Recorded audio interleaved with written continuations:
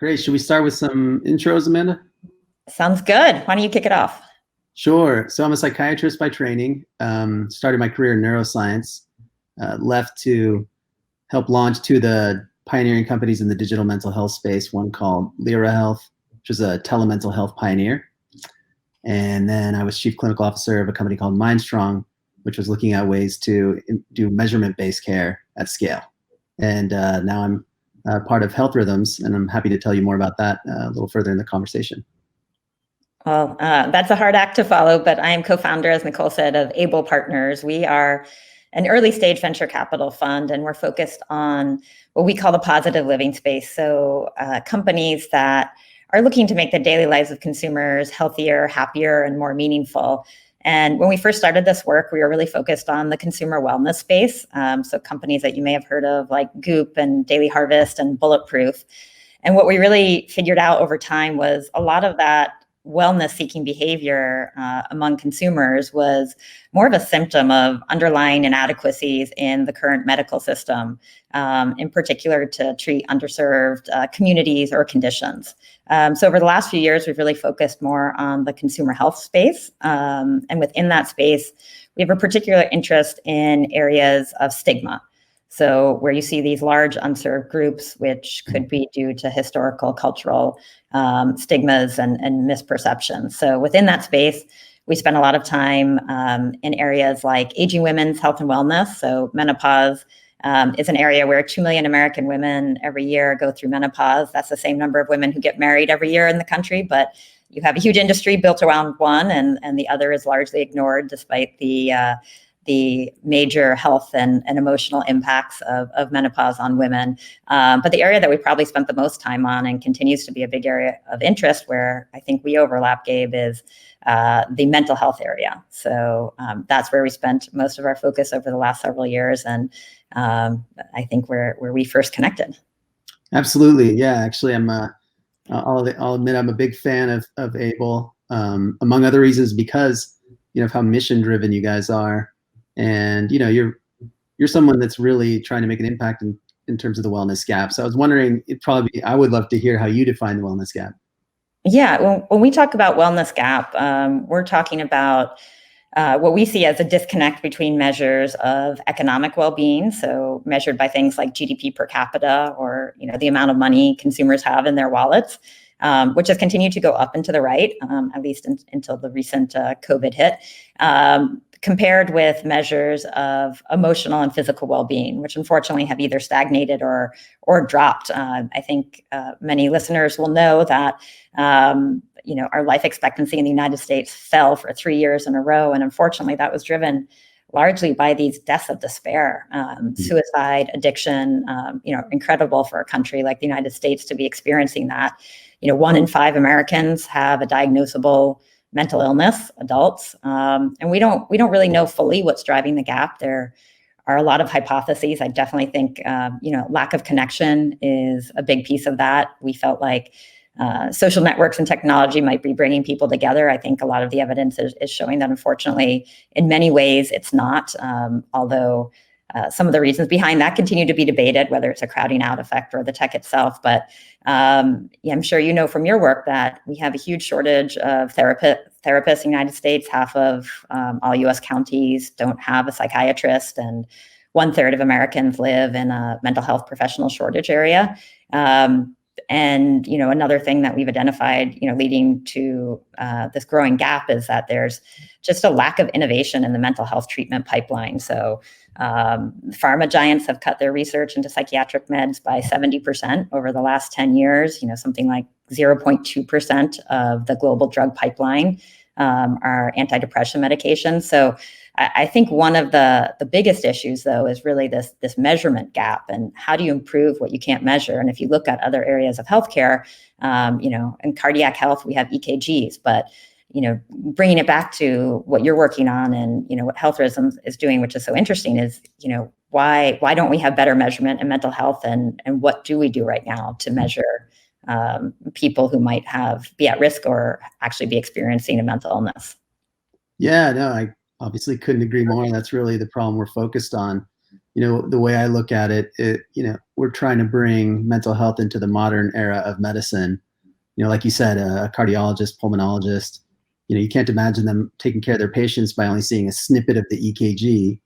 And so, they want to see the entire EKG, and ideally a continuous EKG. We have Holter monitors to see how that are critical to the modern treatment of cardiac diseases.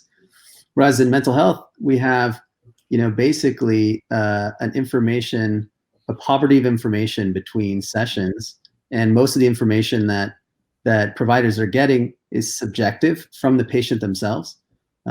Or they're filling out surveys that are really basic and also subjective and episodic. So between appointments, we have no clue what's going on. And I can tell you that as a psychiatrist myself, it was really, really hard to learn that your patient's decompensated only when you get a call from the emergency room, or learn that they're in the hospital, when I know that there are things that I could have done to prevent that from happening. And the cost to the patient in terms of suffering, the cost to the system is tremendous in terms of the cost of ED and hospital utilization. And then what we become acutely aware of in the last few years is the incredible impact on total healthcare costs. We know that, if someone has a chronic medical condition, and we know that so many people do in this country, something like diabetes or congestive heart failure, if you also have comorbid depression, for example, you cost the system more than twice as much. And it's really interesting to think about why that's the case. And to some extent, the symptomatology of depression, for example, makes it harder for patients to engage with treatment, to comply with behavioral treatment plans. They're more likely to withdraw and be sedentary. So there are a lot of reasons why that might be the case. But what is indisputable is that the impact on costs is tremendous. And so this is the problem that we're hoping to address. And the way we're doing it at Health Rhythms is we're taking the supercomputing power of the smartphone, because people touch their smartphones more than 2,500 times per day, which is kind of a frightening thought. Yeah. But what that means is, we have this access to basically how people are interacting with the world in almost every way, from their GPS signal telling us about how they move around, exercise, seeing friends, that sort of thing, to predicting their sleep, and getting a sense of their sleep, which is critical to all mental health and mental disorders. So it's this incredibly rich tool that helps you understand, what's going on in someone's life. And what we've demonstrated in studies is that we can use just that information that's passively collected from any commercial smartphone, because of the sensors that are now standard on these smartphones. We can use just that information to generate clinically meaningful insights. We can predict changes in mental health status as measured on, gold standard clinical scales of depression. And this is the kind of tool that, a provider like myself, a care manager who's responsible for a panel of patients, family members, patients themselves, can use to get early warning signs that things are going awry. It's kind of like, one way to think about it, it's like a mental health EKG, a continuous mental health EKG in your pocket, that essentially is free to the extent that you don't need some expensive equipment. It's just using the smartphone. So I think we're going to see a lot of this in the next few years, taking these incredibly high-powered, computationally sophisticated consumer devices and using them to help people, and which is a great contrast to what you alluded to earlier, because there's so many examples that we hear about of tech, contributing to the wellness gap. So happy to say more about it, but I'd love to hear, what do you think about COVID? How has that affected the wellness gap? Has it changed your thinking? Has it changed your investment thesis? What are your thoughts about COVID? Yeah, I think as many people have said, COVID has acted as a giant accelerant of so many trends that already existed. And as it relates to this category of mental health, where access and affordability were already two of the largest issues, I think that's certainly been the case there. There's lots of data out there how COVID has impacted people's mental health, whether you're looking at prescriptions filled for antidepressants, anti-anxiety, or sleep medicines, which unfortunately have continued to increase, or people who have said that they have experienced additional stress or mental health issues as a result of COVID. So that size of the problem, which was already large and growing, has accelerated. And unfortunately, access to treatment has become even more difficult, both from an affordability and a physical access perspective. I think the silver lining there is that it's really accelerated the adoption of telemedicine, both from a regulatory perspective and a loosening of some of the regulatory barriers to being able to access telemedicine, as well as investment. Frankly, investment in the behavioral health space has been really strong throughout the crisis. And I think another positive thing that we've seen is that the demand for these mental health services, both on the direct-to-consumer side as well as on the employer or B2B side, has really accelerated as well. So we're seeing a lot more employers being willing to and looking at what sort of solutions they can provide for their employees, because they realize that this crisis is growing and that it's impacting things like productivity. So we've seen a lot of interesting and innovative approaches to tackling this mental health crisis issue. And I think one of the things that I find most interesting about what you're doing at Health Rhythms that I think can actually impact things at scale. I read a stat somewhere that more people have smartphones than have a toilet. So, the ubiquitousness of cellular phones and the fact that you can use those as a measurement device is really compelling. But we have heard from a number of other approaches that are also looking at either diagnostics or measurement around mental health, whether that's EEGs or genomics. And since you've spent obviously a lot more time looking at this, I'd love to hear how you look at that landscape and what do you think will actually provide more of a fulcrum to improve outcomes at scale when we look at that measurement side? Yeah, no, great question. I've been following this space since I began medical training, and it's been really exciting to see how it's finally blossoming.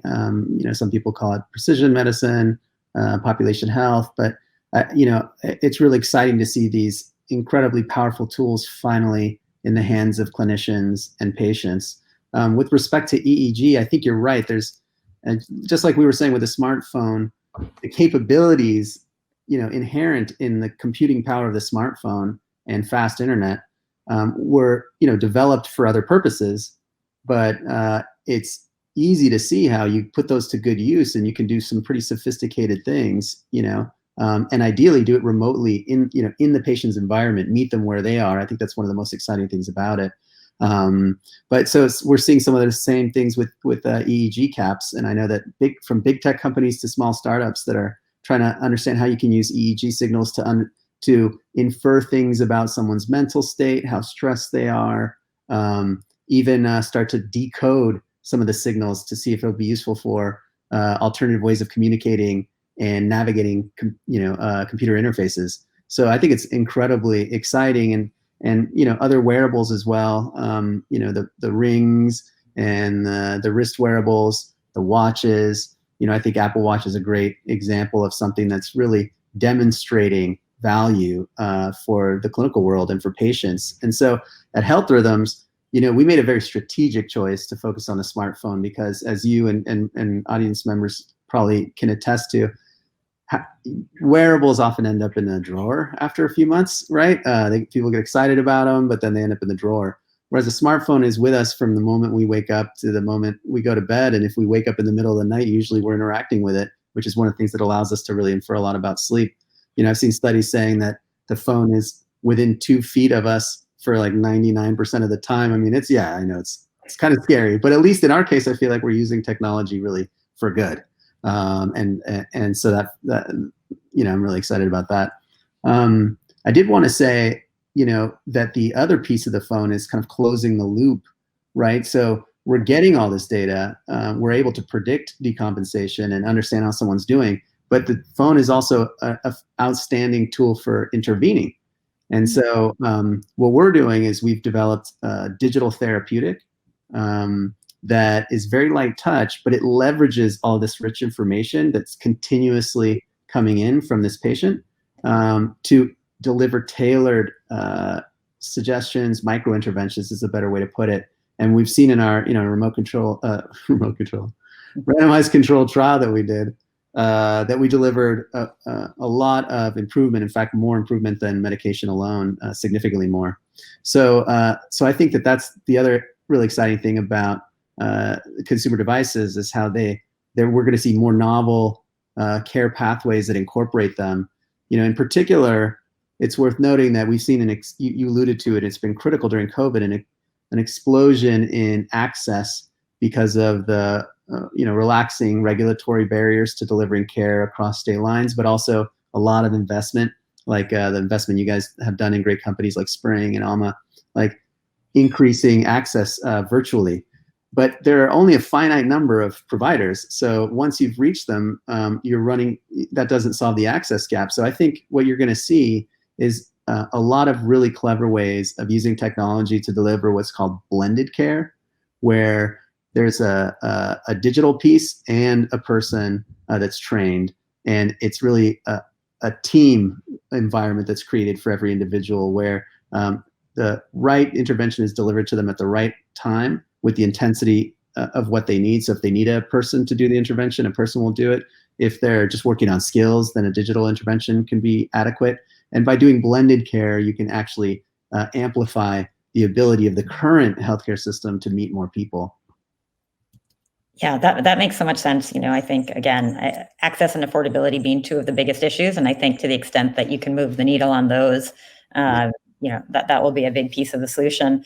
I'm sure a lot of the people listening, as we talk about how much time we all spend with our smartphones and how you're going to use those to gain insights into our mental state, have questions about data privacy. It's certainly something that's top of mind for a lot of us. So, how do you look at data privacy as it relates to what you're collecting? And frankly, this prediction piece, while, sort of mind-blowing in a good way, could be a little scary. So how do you make people comfortable with that aspect? Totally. I mean, it makes sense to me. So put it simply, I would say we're a privacy first company. This won't work if people don't trust us and give us access to this data. And so we were founded by clinicians. The founders are clinicians. I'm a clinician. And so we know how to work responsibly with patient data. And even the technical team is very experienced in working with PHI. And there are a series of regulatory hurdles that one must overcome in order to be approved to handle protected patient information. So we've already accomplished that. So all of the data is encrypted. But beyond encryption, we also don't look at we don't use the camera, we don't read texts, we don't listen to phone calls. Even the GPS signal is processed in such a way that the algorithm is the only one that sees it. No one on our side sees the GPS data. And increasingly, that's the direction we plan to go. And as the smartphone becomes more and more powerful and battery life improves, we're really looking to do really novel things like federated machine learning or edge computing, where the analysis is happening on the person's phone natively. So it never even comes to our cloud.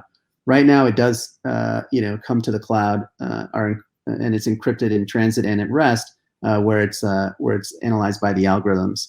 So we're very committed to privacy. And I can tell you that from my experience as a psychiatrist, my experience helping launch MindStrong, where we were also looking at some of these same signals, that people were open to it.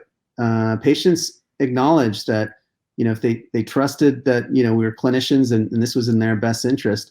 And some were so cynical as to say, and I heard this quite a lot, we're being monitored anyway by these other companies, like the big tech companies. So at least in this case, you're upfront about exactly what you're doing. You're obtaining informed consent from me. I have the choice of whether or not I share my data, and I can turn it off at any time. And I can see that you're doing this for good, and it's going to help me stay out of the hospital.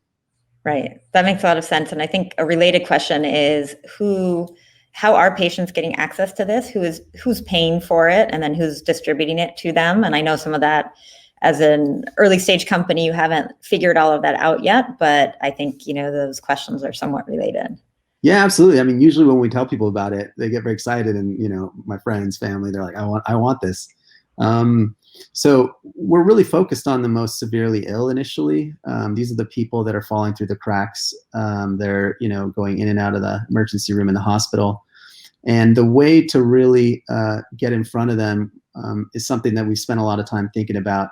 And what we've converged to, based on talking to leaders in this industry, is that going to the insurance companies and identifying the patients that fall into this category and that are really costing the insurance company a lot, that is aligned with our goal of actually helping the sickest folks, because they're the ones that are not getting the help that they need, whether it's access, quality, or just falling through the cracks because of this poverty of information between sessions. So initially, we're working with forward-leaning integrated health systems and that see the value of this and have the kind of team in place to help intervene when there's signs of trouble. And then over time, we plan to work more closely with providers themselves, because the reimbursement landscape is evolving.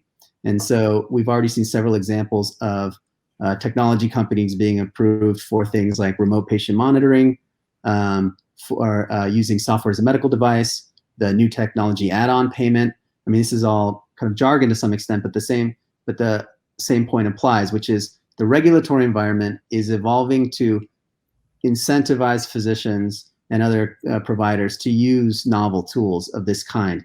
And so that's a big part of our strategy is, we're going to get traction with the payers who just want to cut costs, and then work on these approvals. And we're doing an FDA validation study for our digital intervention, get approval to be reimbursed for the use of our tool, so that any provider anywhere in the country or the world can start to use these tools, track their patients, do blended care of the kind I was just describing, and get reimbursed for it, which is really a big barrier if one wants to get adoption in the provider community. Yeah, and I imagine a big part of those conversations is what you mentioned earlier about the comorbidities between physical issues as well as mental health issues, and the fact that, even though we supposedly have some mental health parity, a lot of times I think payers are probably measuring success on your ability to increase control of chronic conditions. And, I always find that connection to be both obvious and, surprising how closely those two things are linked. But yeah, that makes a lot of sense. One thing I want to make sure that we talk about a little bit, when I first learned about health rhythms, as I've told you, I was really, I was incredibly impressed by the strength of the team that you have built around the table. I mean, you have Ellen Frank, who's a pioneer in developing treatments with over 30 published clinical trials. Tanzim Chaudhary, who's a behavioral sensing pioneer, of course, yourself, and bringing on Paul, who brings the business side, which is, I think, incredibly important at actually getting, translating these academic breakthroughs to the actual end user. How did this team come together? How did you guys meet and decide to start working together? Yeah, no, we pinch ourselves on a regular basis. It really is. It feels like a dream come true. Like, I'm really excited to go to work virtually every Monday morning.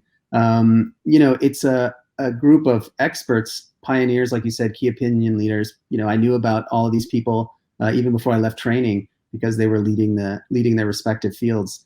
So, Tanzim, Mark Matthews, Ellen Frank, David Kupfer, who was chaired the DSM-5 task force. They all started Health Rhythms a few years ago and clearly had a very powerful technology, but they weren't business people themselves. And so they realized that they needed to bring in someone with a different skill set. And so they recruited Paul Gilbert, who's our CEO, who's a very successful Harvard MBA entrepreneur, who's already done a company from founding to successful exit.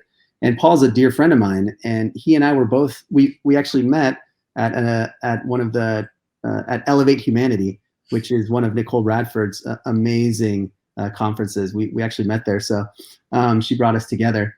And once Paul joined, we were so in sync. He knew that I wanted to work on something mission driven, and I wanted to work with people who shared my values and want to work hard, but also realize that there's more to the story than just delivering financial returns. We really want to make an impact on this problem.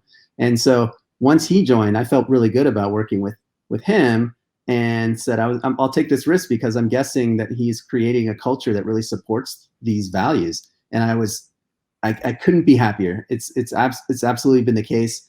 Everyone in this company, we're only 14 people, but we're growing quickly, is really mission driven. And most of us have either lived experience or a family member with lived experience that's motivating us. There's this sense of inevitability, like we have to succeed at this.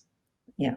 Yeah. Well, that's amazing. I think one thing we've learned in investing in the space is that you can't go 1 or 2 meetings with anybody without learning that either they themselves or somebody close to them has had close experience with this issue. And I think it motivates all of us, me included, and I know the rest of our team too. So